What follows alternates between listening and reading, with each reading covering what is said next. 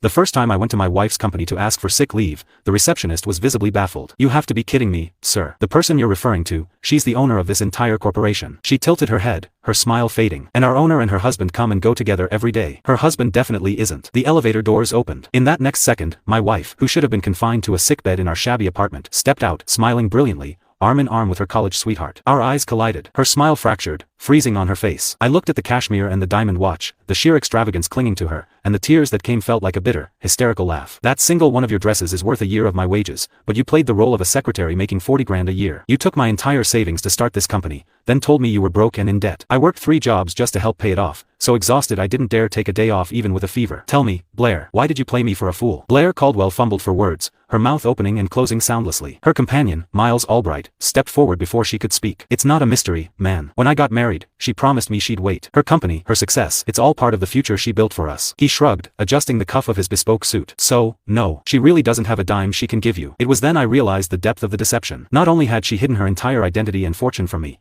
but she had made a lifelong vow of fidelity and commitment to another man. Yet, I was Blair Caldwell's legal husband, Noah Harrison. Could she truly walk away and leave me with nothing? Blair's hand reached out for my shoulder. I flinched, pulling back abruptly. Her hand hung in the air, then dropped with a sigh. Noah, listen to me. I loved the simplicity of the life we had. I really did. I never planned to keep this from you forever. I was going to tell you the truth, soon.